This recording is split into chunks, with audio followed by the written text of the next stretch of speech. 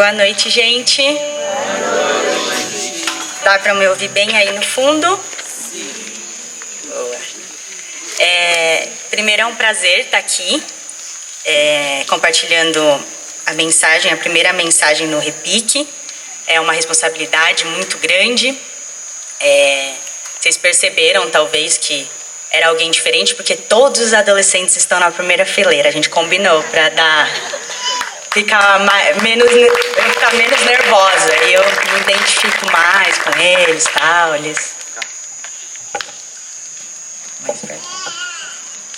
Eles até falaram que iam soltar um amém, fala a Deus. Deu uma... Vamos ver. Também quero agradecer, antes de começar, não vou citar nomes aqui, mas pessoas que foram muito importantes na construção dessa mensagem. Obrigada, eu me senti muito amada, muito querida. Obrigado por orar por mim, obrigado por me sustentar em oração e por compartilhar mesmo essa caminhada comigo. E é um prazer estar aqui. Para mim é um prazer ser líder de jovens nessa igreja. Para mim é um prazer, desde pequena, gastar meus dias aqui. Eu e o Fê, quando a gente se casou, a gente começou a ser líderes. E eu acho que foi a melhor coisa. Tenho certeza que foi uma das melhores coisas para nossa casa, assim. Não estou falando da boca para fora, mas liderar os adolescentes para mim é um processo de cura, de transformação, de realmente me conhecer melhor como filha de Deus, ver que eu realmente sou muito falha, mas que o Espírito Santo usa pessoas realmente que estão dispostas. A gente tem ouvido muito isso. E a cada vez mais eu quero estar disposta mesmo a entregar a minha vida para vocês, para a igreja, e que Deus possa me usar hoje, que eu não possa falar nada, mas sim o Espírito Santo de Deus. O nosso texto de hoje está em Lucas 22, do versículo 54 ao 62.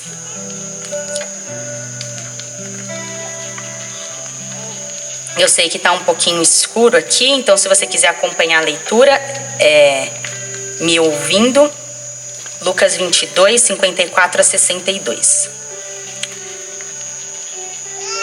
Diz assim: Eles prenderam Jesus e o levaram até a casa do grande sacerdote.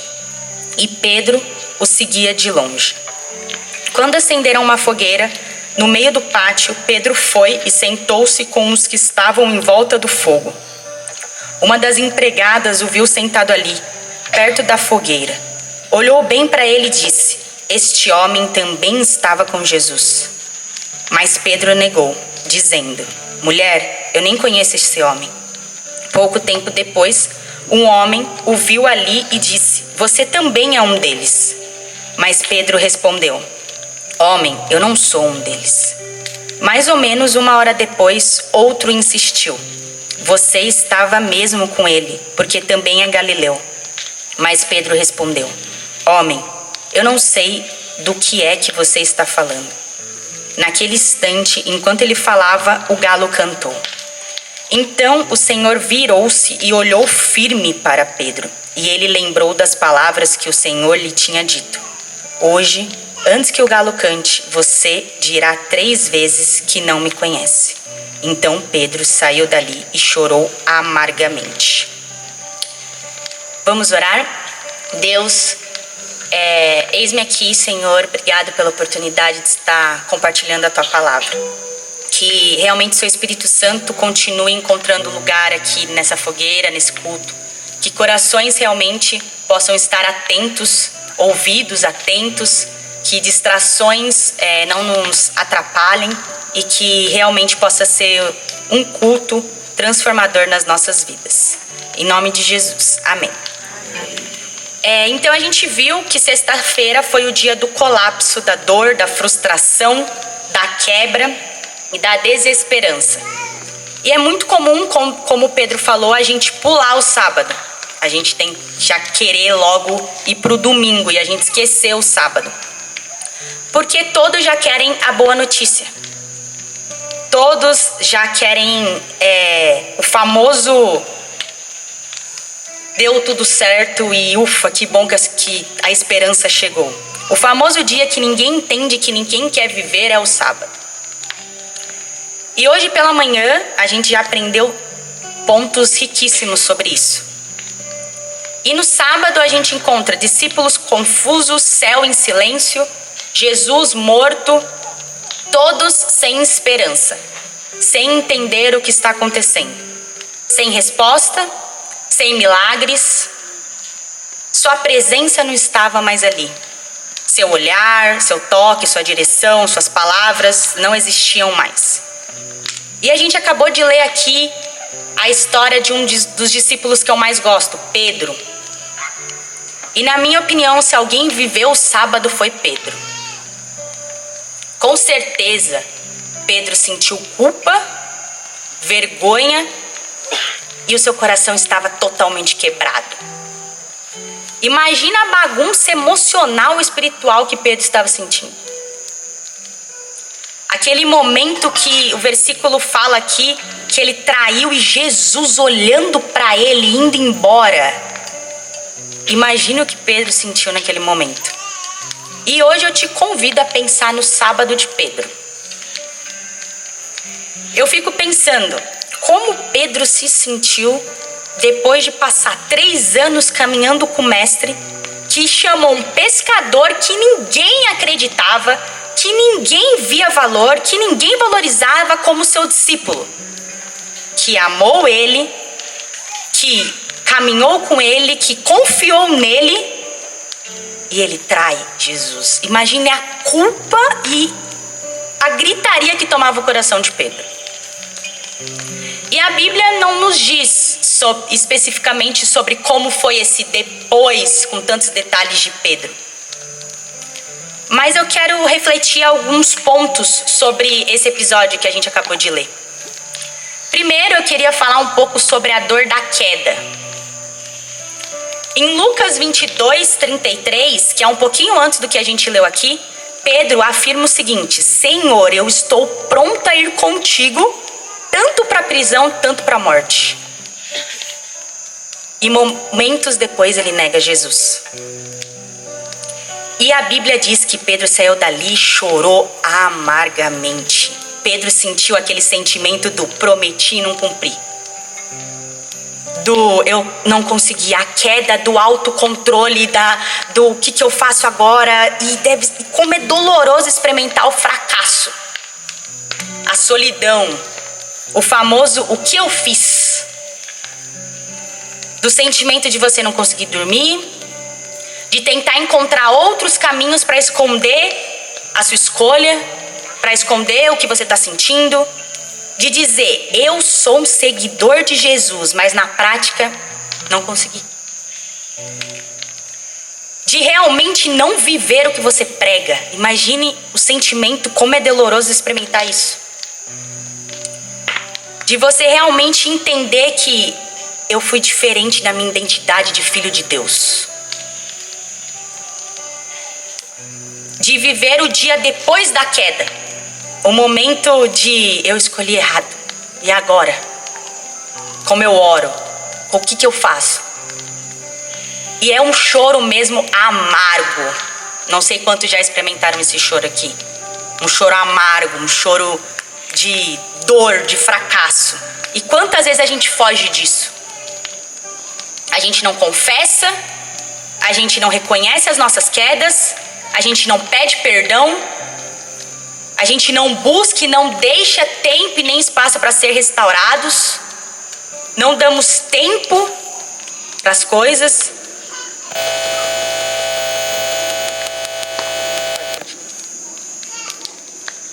E a gente esconde o nosso coração e não apresenta ele para Deus trabalhar. E a segunda dor que eu comecei a pensar que Pedro sentiu foi a dor da perda. Meu mestre foi embora. Quem me reconheceu, quem me chamou, quem mudou a minha vida, foi embora. Ele não está mais aqui. Todos nós já passamos ou iremos passar por uma perda. Pode ser de alguém, pode ser de um sonho, pode ser um projeto. Não sei, mas essa dor muitas vezes acontece com a gente como aconteceu com Pedro, ela nos cega. Sabe por quê? Porque Pedro ouviu do próprio Jesus que ele iria morrer e ressuscitar. Jesus disse várias vezes isso para os discípulos, mas a dor da perda é muito difícil e faz com que a gente não acredite, não consiga relembrar e nem viver as promessas de Deus. De lembrarmos de quem Deus é, de descansarmos nele, de confiarmos no processo mesmo. E diante disso, diante dessa dor, diante desse silêncio, vem a última dor que eu queria compartilhar, que é a dor do silêncio. Aquele momento que nada acontece. Aquele momento que a noite da alma chega nas nossas vidas e a gente acha que é o fim da promessa. E é muito comum quando isso acontece, a gente sentir desespero, sentimento de solidão, carregado, sabe com o quê? Com negação. Eu não quero viver isso. Da gente não entender que no sábado nós nos tornamos impotentes e incapazes. Mas a gente insiste em não aceitar isso. A gente foge desse processo. E esse é um dos maiores problemas da caminhada cristã. Não saber viver o sábado. Como a gente descansa no meio do sábado? Pedro falou isso hoje pra gente. Como a gente vive o sábado? E eu quero relembrar um pouquinho com vocês. Primeiro, você precisa ter a certeza que ele continua fazendo. Silêncio não significa falta de presença. A gente falou isso hoje na nossa devocional. Você só consegue ficar em silêncio com alguém sem te incomodar se você tem intimidade com essa pessoa. Se você não tem intimidade, você fica, deixa eu puxar um assunto. Deixa eu falar uma coisa. Ai, tá mó climão. Ai, sei lá o quê. Mas se você tem intimidade, você consegue ficar em silêncio e tá tudo bem.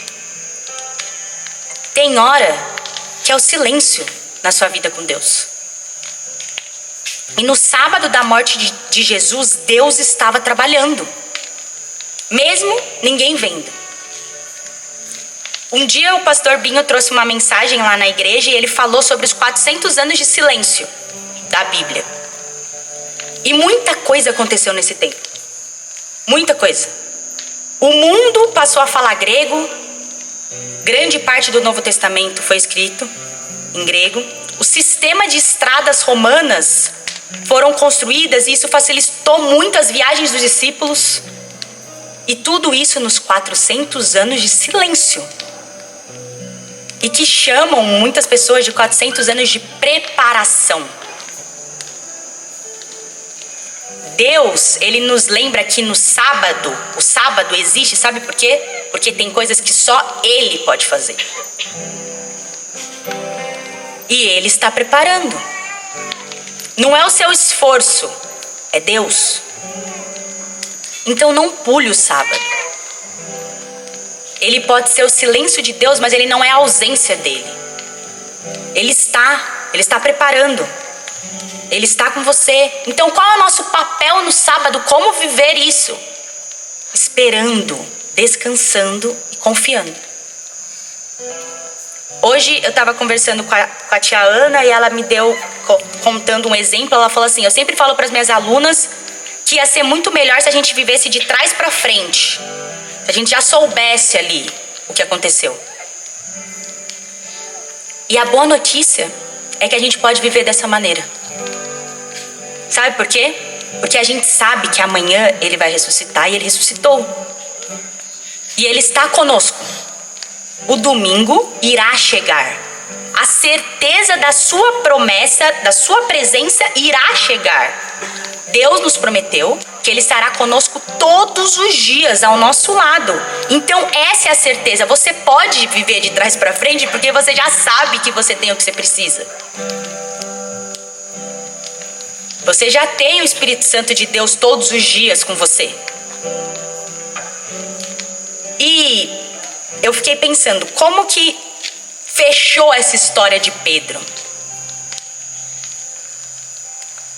Partindo já pro final, já estava vendo quantos minutos deram.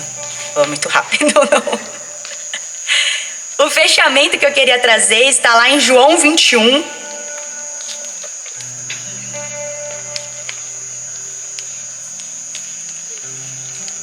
do 1 ao 14, que diz assim: Depois disso, Jesus apareceu outra vez aos seus discípulos na beira do lado da Galileia. E foi assim que aconteceu. Estavam juntos Simão, Pedro e Tomé, chamado o gêmeo, Natanael, que era de Canaã, da Galileia, os filhos de Zebedeu, e mais 2 discípulos. Simão Pedro disse aos outros: Eu vou pescar. Nós também vamos pescar com você, disseram eles. Então foram todos e subiram no barco, mas naquela noite não pescaram nada. De manhã, quando começava a clarear, Jesus estava na praia. Porém, eles não sabiam que era ele. Então Jesus perguntou: Moços, vocês pescaram alguma coisa? Nada, respondeu eles. Joguem a rede do lado direito do barco, que vocês acharão peixe, disse Jesus. Eles jogaram a rede e logo depois já não conseguiam puxá-las para dentro do barco, por causa da grande quantidade de peixes que havia nela. Aí o discípulo de Jesus, que Jesus amava, disse a Pedro: É o Senhor Jesus. Quando Simão Pedro ouviu dizer que era o Senhor, vestiu a capa, pois havia tirado a roupa e se jogou na água. Os outros discípulos foram no barco, puxaram a rede com os peixes, pois estavam somente a uns 100 metros da praia. Quando saíram do barco, viram ali uma pequena fogueira, com alguns peixes em cima das brasas. E também havia pão. Então Jesus disse: Tragam alguns peixes que vocês acabaram de pescar. Aí Simão subiu no barco e arrastou a rede para a terra. Vou parar aqui. Imagine Pedro aqui. Ele tinha certeza que Jesus ressuscitou, porque ele tinha presenciado isso. Ele foi no túmulo de Jesus e Jesus não estava mais lá. E o que ele fez? Eu vou pescar. Ele voltou ao lugar que Jesus o encontrou. E eles pescaram a noite toda, de novo, a mesma história, e não pegaram nada. Até que Jesus aparece na praia. Ele aparece pela manhã. Mas não dá para reconhecer Jesus e ele manda lançar as redes. Imagine Pedro se sentindo tão indigno. Por que ele voltou a pescar? Ele acabou de ver que o mestre ressuscitou. Por que ele não... Mestre, vamos... Nossa... Ele voltou a pescar. Ele devia estar se sentindo tão indigno. Ele devia estar se sentindo com tantas feridas. Depois de tudo que ele passou, ele tinha traído Jesus. Ele devia estar pensando: eu não sou mais digno de ser seu discípulo. Eu preciso, vou voltar a ser quem eu era. Eu acho que ele deveria pensar: ele não confia mais em mim. Será que eu ainda tenho parte com ele? Jesus respondeu todas essas dúvidas do sábado de Pedro. Sabe como? Lança a rede do outro lado. Puxa a rede, Pedro. O mesmo milagre de quando eu fiz na sua vida e te chamei para ser pescador de homens. Sabe para quê? Para eu te lembrar que eu não desisti de você. Eu vim te encontrar, Pedro. Eu estou com pão e peixe te esperando na praia. Pedro é restaurado por Deus. E sabe o que eu queria te lembrar essa noite? Que não importa o sábado que você está passando, Ele te espera na praia. Amém? Amém. Podemos passar pelo sábado porque temos a certeza, sabe do quê? Da sua presença e do seu poder em nós. Eu não estou falando de milagre. Porque às vezes, não sei se o seu domingo vai chegar com ressurreição e notícia boa. Mas sabe que o que é o nosso domingo? É a certeza que Ele está. É a certeza que Ele está na praia, com a sua presença te esperando. E afirmando que, não importa o que você fez, Pedro, eu sei. Você me ama? Não importa o que você fez, Pedro, eu quero restaurar você. Não importa o que você fez, Pedro, você vai começar igrejas enormes. Não importa o que você fez, Pedro, eu tenho um plano lindo na sua vida ainda. Por quê? Porque eu faço, é pela minha presença. Não sei o que precisa ser restaurado no seu sábado. Talvez há um pecado que você nunca tratou. Talvez há uma dor que você esconde. Talvez é um ciclo que sempre se repete. É uma decisão que você nunca toma. Mas você precisa precisa deixar o Espírito Santo trabalhar, porque você pode olhar você não precisa olhar, você pode olhar de trás para frente, como a Ana nos disse. Por quê? Porque você tem a certeza que Ele está. E essa mensagem foi feita por algumas mãos, né? Mas principalmente por 4 mãos, minha e do Fê. E o Fê trouxe algo que eu falei, acho que é incrível pra gente fechar tudo isso. Os judeus, que é o sábado dos judeus, né? O Shabá. É assim, tio Márcio, essa pronúncia? Ele não é só um momento de descanso. Ele também é um momento de relembrar e se dedicar a Deus. Sabe o que eles lembram no sábado? Primeira coisa, Êxodo 31, do 16 ao 17, que Deus tem uma aliança perpétua com o seu povo. Os judeus lembram disso no sábado. Então, eu não sei o seu sábado, mas lembre, Deus tem uma aliança perpétua com você.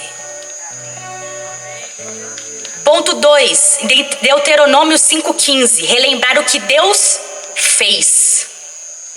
Ele tirou o povo do Egito. Os judeus lembram como meu Deus é forte, Ele me livrou.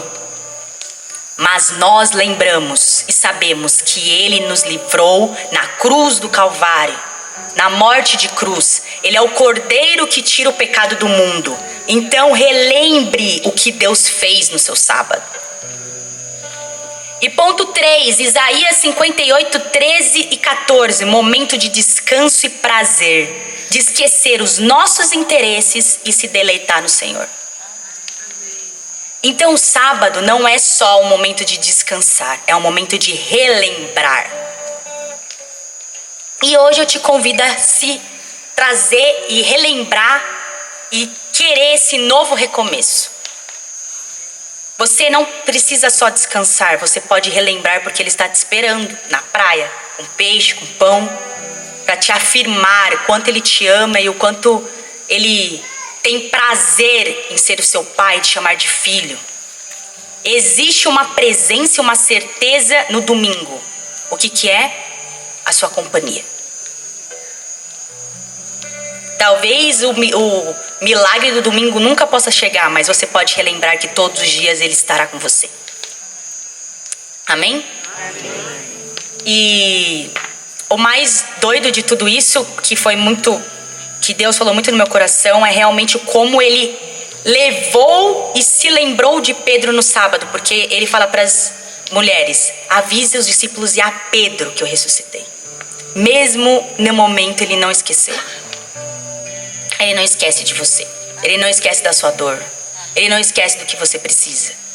Você só precisa descansar e relembrar o que Ele fez por você e a aliança perpétua que Ele tem com o seu povo e com os seus filhos. Eu te convido a ficar de pé. A gente vai ouvir uma canção. E depois dessa canção, a gente vai ter um momento de oração. Eu gosto muito de oração. Lá no Relevante, a gente sempre, no final da pregação, a gente fica um tempo orando. E eu te convido hoje a orar. A realmente trazer no seu coração a memória e aquilo que nos traz esperança. Que é Jesus Cristo e a sua presença. E que Deus realmente transborde o seu coração nessa noite.